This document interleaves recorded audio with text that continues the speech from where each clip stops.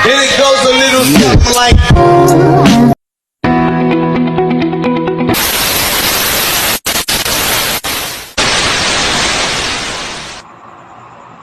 Hi, ako nga pala si Nathaniel. At ngayon tuturuan ko kayo kung paano isolve ang Ken-Ken puzzle. Ito ngayon ay isang halimbawa ng Ken-Ken puzzle. Kung makikita nyo dito, meron tayong tatlong square at tatlong square sa taas at tatlong square sa baba o sa gilid. Ito po ay tinatawag na 3x3 Ken-Ken puzzle. Meron din po tayong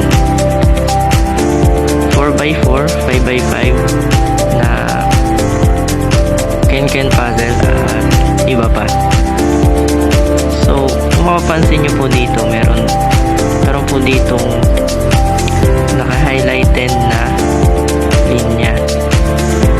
Ibig sabihin, ito po ay tinatawag na cages. Ang cages po dito sa Ken-Ken ay nilalagyan po ng mag-a-add po tayo ng dalawang number na pwedeng makakuha nito. Ngayon, itong mga rib cage yan ay magsisilbing guiding post sa ating pagsosolve ng Ken-Ken puzzle.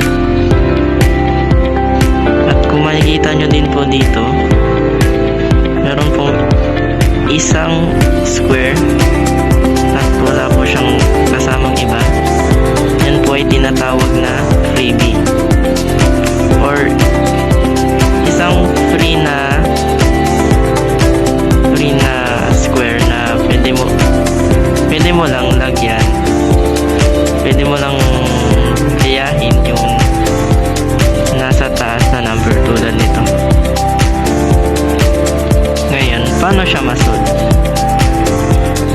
So, una, dapat tingnan muna natin yung nasa taas niya. So, makikita natin 5 plus. Ibig sabihin ng 5 plus, hahanap tayo ng sum ng 5. So, ano nga ba ang sum ng 5 plus? Pwede din gawin natin tong 2 plus 3 equals sa 5. So, yun. Nahanap na natin yung sum niya. Kaya nahanap na natin, ilalagay na natin to dito. So, 2, 3. Mayroon din po palang rules ang Ken-Ken puzzle. Dapat yung number na ilagay mo na, sabihin na natin dito,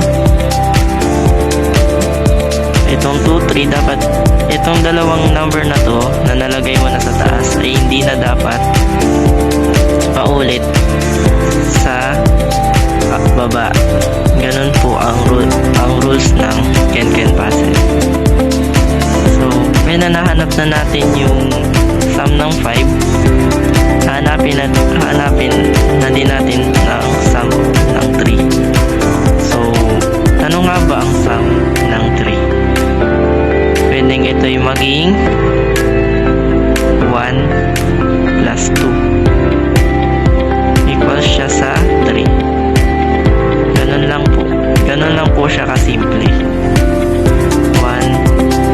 2. Kung mapapansin nyo po, hanggang 3 numbers lang po ang nilalagay ko sa Ken-Ken puzzle na ito. Dahil siya po ay 3x3 lamang. Kung ito po ay 4x4 or 5x5, hanggang 4 numbers lang po, 1 to 4 lang po ang pwedeng ilagay doon.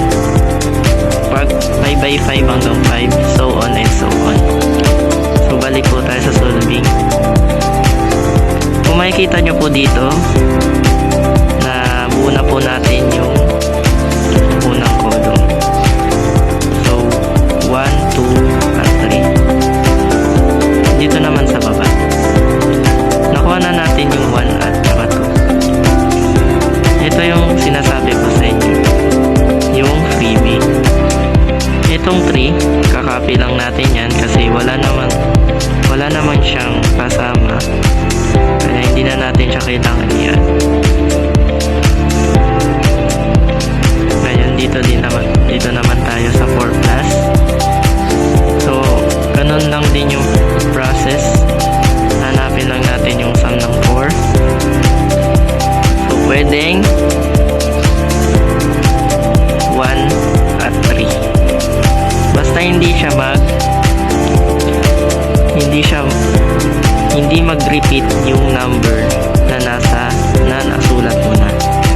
Ganun lang po yung sa Kenken puzzle. At ayun, nabuo na po natin yung numbers. At last, 3 plus 1. So,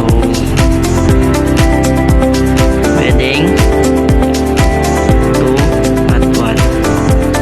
Equals po siya sa 3. So, yun na po. Nabuo na po natin